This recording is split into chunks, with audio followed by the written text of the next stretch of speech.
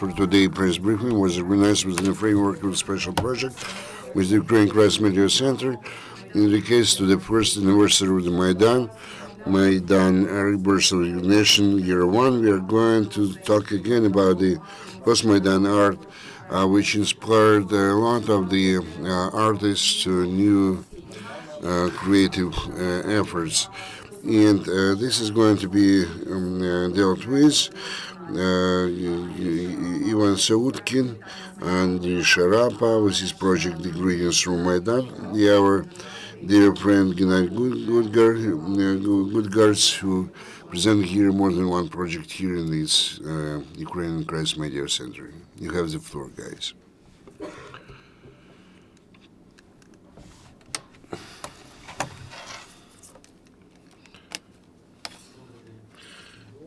Good afternoon. My name is Gennadiy Gutgarz. Last time we started to talk about the post-Maidan art.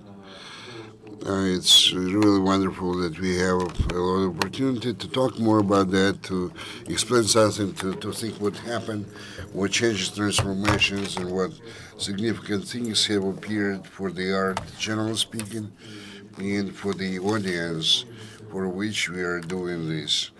And last time there were artists, the painters, let's say, the artists with more or less understandable forms of their creativity, wonderful masters and artists. And since that previous meeting, we seem to understand that there is a need to invite our friends who represent different or other genres. And we understand today that the media art or video art is the dynamic format which comes into resonance, first of all, with those events we are living through. And it's really good that today we managed to invite here our friends who work and create, understand what they are doing, what they create, what for. And now they are going to speak in more details about that. But I would like to say that what is uniting us is the topic that the public has changed, the audience has changed, and our creative work has changed, and our approach to that creative work has changed. For example, Andriy Sharapa, not just does something on the stage, and we'll see how he does it.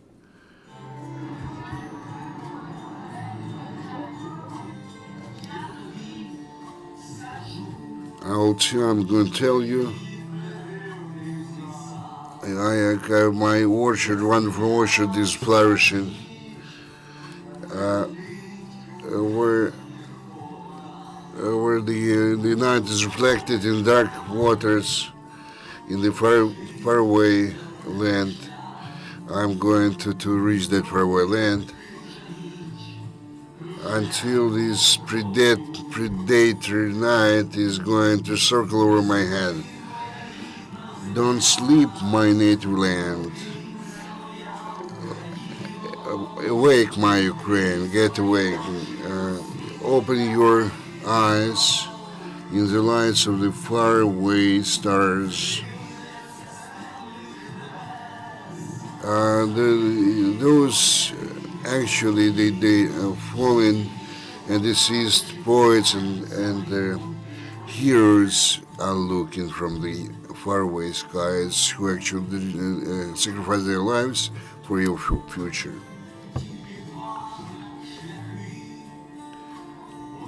There are only two roads.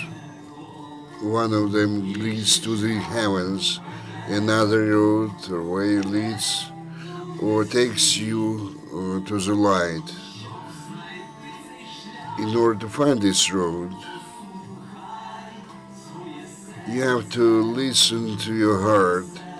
Your heart knows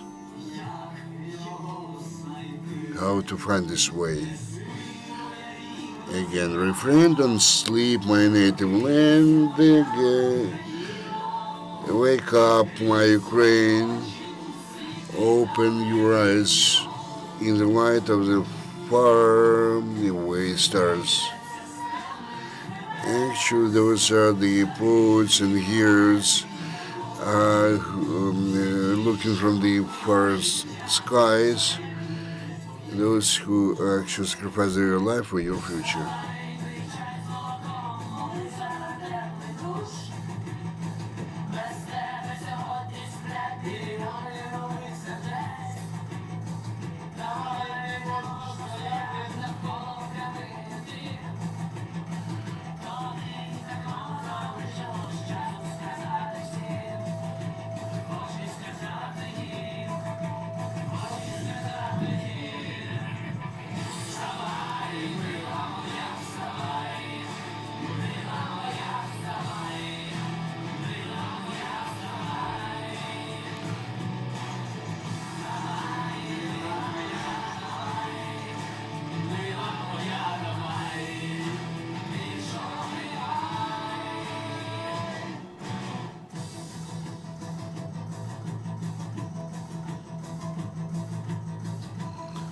And so this is a call to the close to the near and dear, just to stand up and do something, and show the model how to behave and what to do. Because your land is waiting for the protection from the west to the east. From the west to the east. Stand up, my darling, my dear.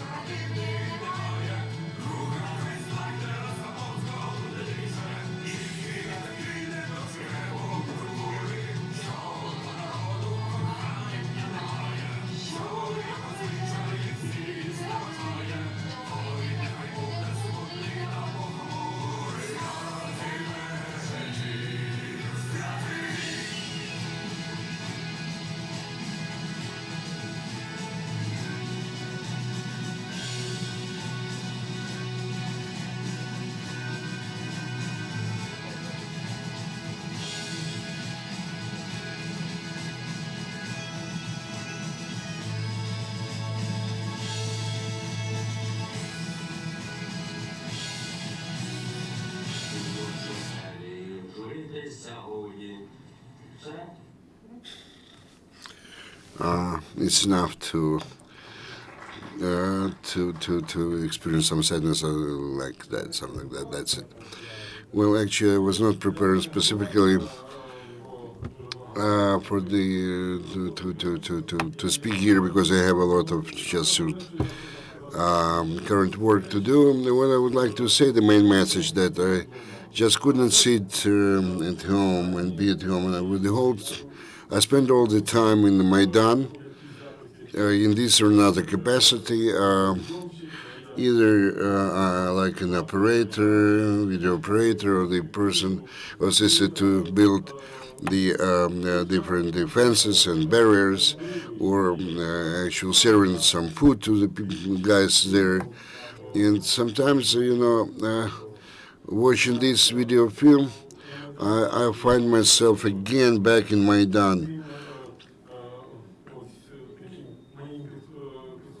And speaking about the map approach, which I utilize here, actually, the fear which could be felt or could be sensed in the Maidan, I tried to make fun of it, And whatever I could see in Maidan, I experienced myself. I was scared. I could experience myself this fear, but I tried to transform this into some kind of a smile, so that become funny and nice to look at. Who participated in making or the shooting that video film, and those who were the participants in the Maidan. This is the short story behind that. Slav Yurash, you have the floor before we have some questions and answers session.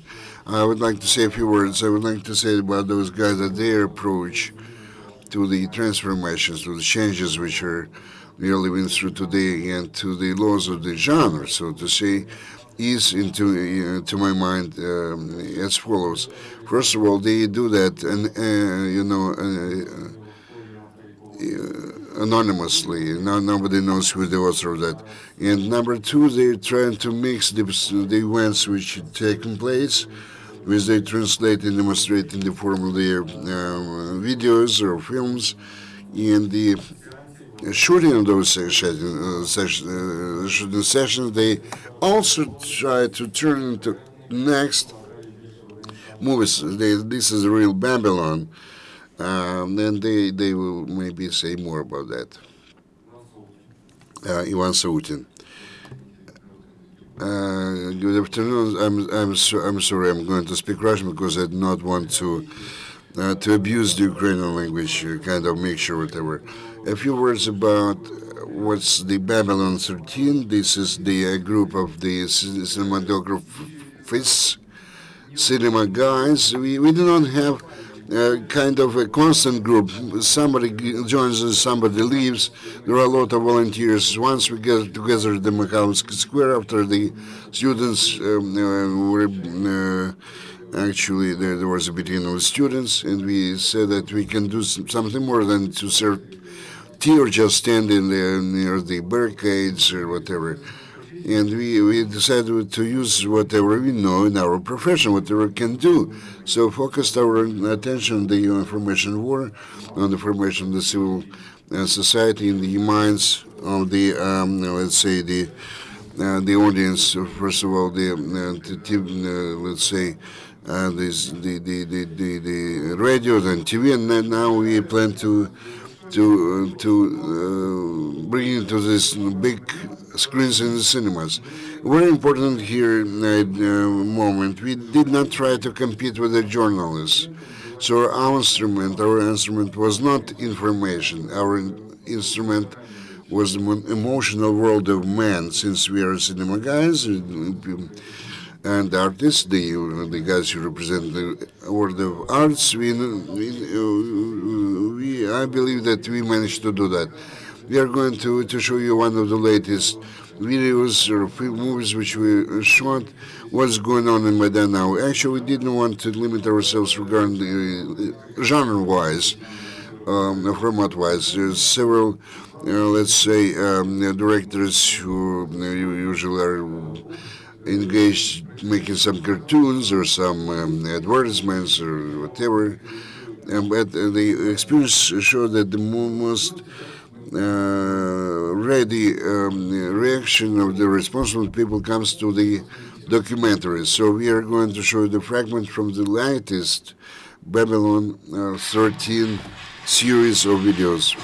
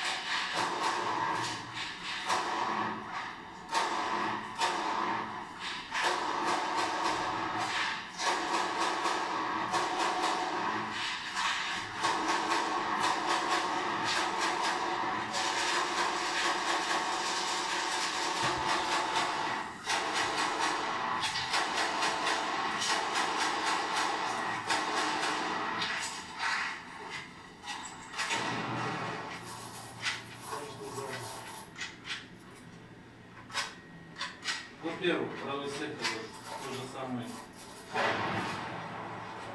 Хочется защищать свою страну, да? The right sector, we want to defend our country. We have to pass through the medical examination, whether we have some charges, we've been convicted in the past or not, etc. It's all this kind of the sieves or selection, whatever.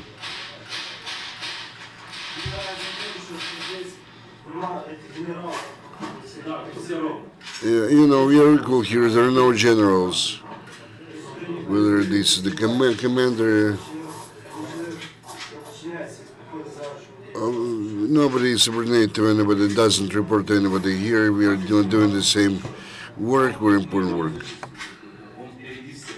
But our commander is always ahead of us when we are involved in some kind of cleanup operation. This is what I believe. I think is a real commander. Always is in the front. He shares with us all our hardships, whatever. What we are thinking about it, when the war over, everybody will try to detain us or to the right sector guys, and then the security service of Ukraine is trying to do something about that. But we are not a secret grouping or something like that. It would be really a shame if we are going to be put in jail after we defended voluntarily without free of charge our motherland, because I believe this is my homeland, and the government doesn't do anything about that. That's all I can tell you.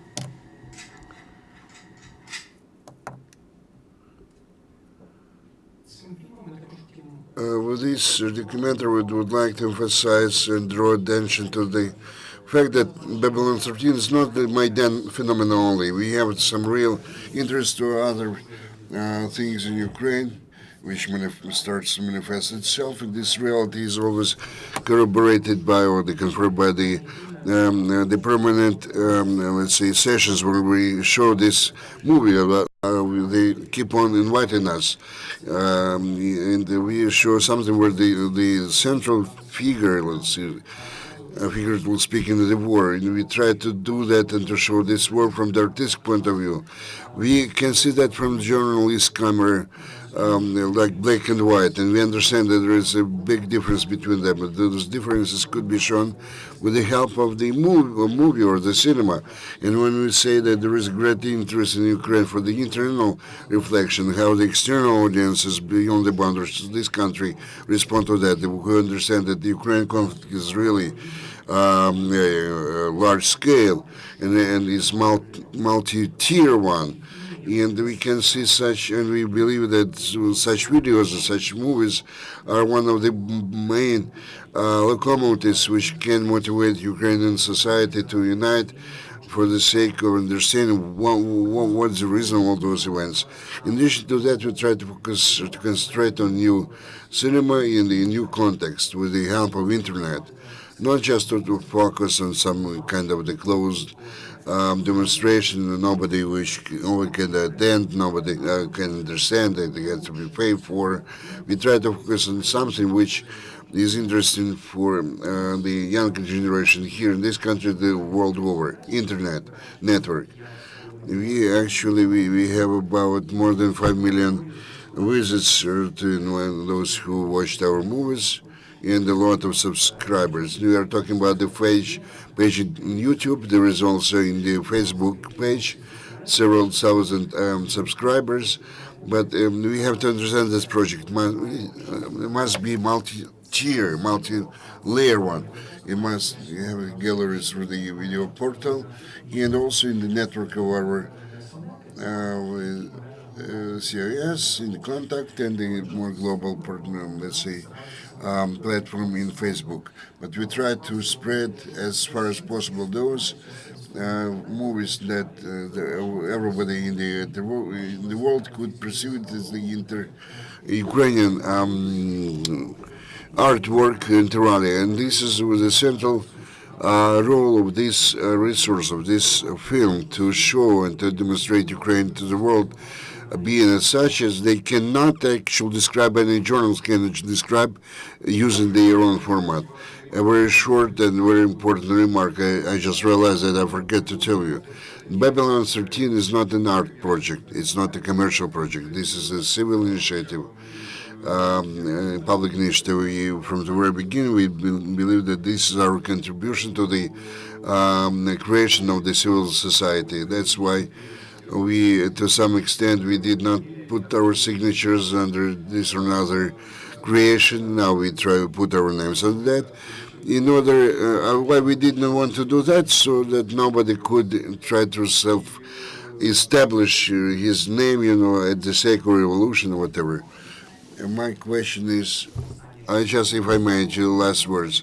Also, Babylon 13 doesn't focus on the internet network. It's open for cooperation with more traditional media, including television. And sometimes we demonstrate that with them or without them. But we try, Babylon 13, we try to approach the audience through the cinemas. On November 27, we plan to have let's say the movie which is called Stronger Than Weapon, or More Powerful Than Weapon. This short fragment from that movie. 1 year ago we went to the street being deceived and offended, but we were resolute, and the world has changed.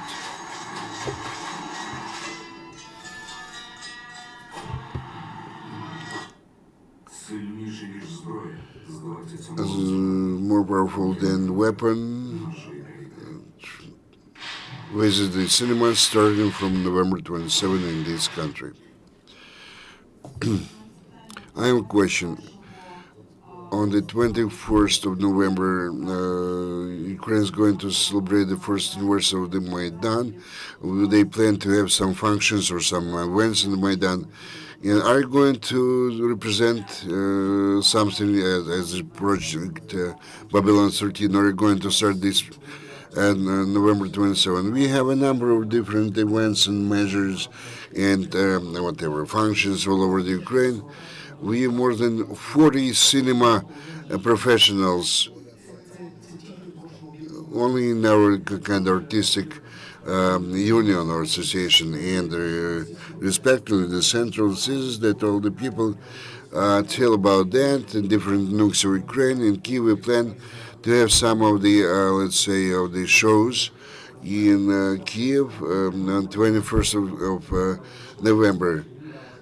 Whether we really wish it or not, but our presence will be there on 21st of November. It should be said that the majority of the demonstrations of works of Babylon 13 in Ukraine takes place in those cities which have been liberated from separatists, like Slaviansk.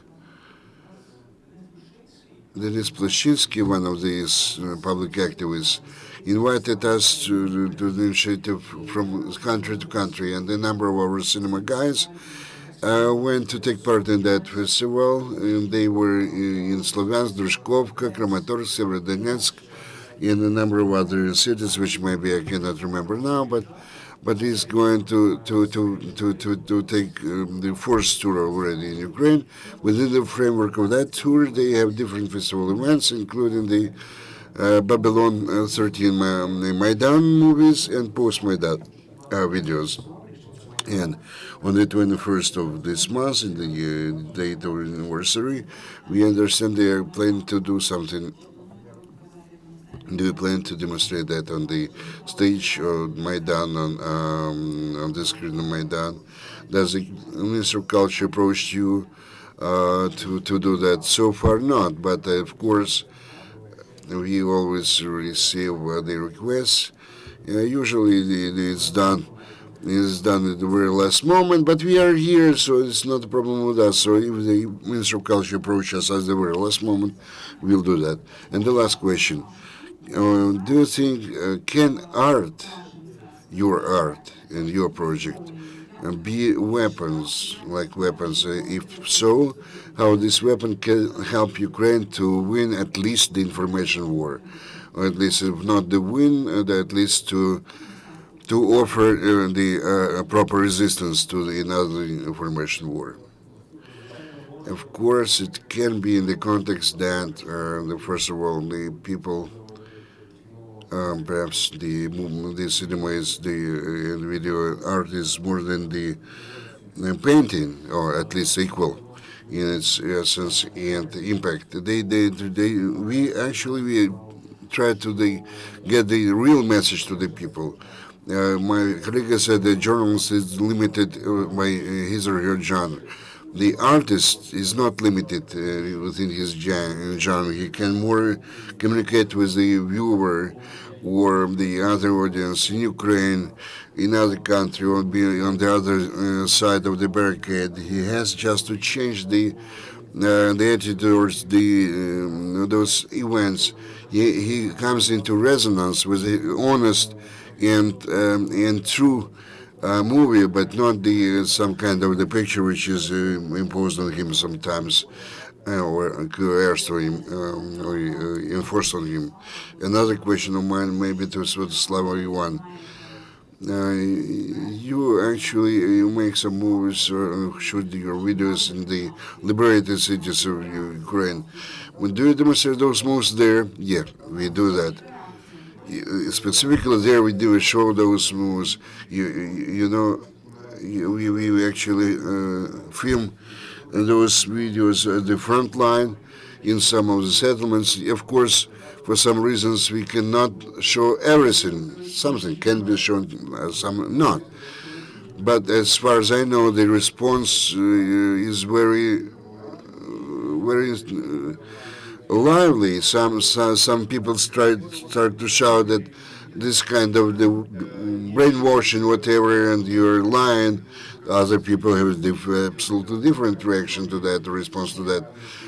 But anyway, we try to show the way the annexation of Crimea took place, or the occupation of the Donbass area.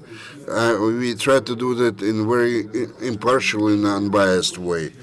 And actually, this goes deep into the hearts and souls the man, like emotional message, and like the seed sown, which will give the first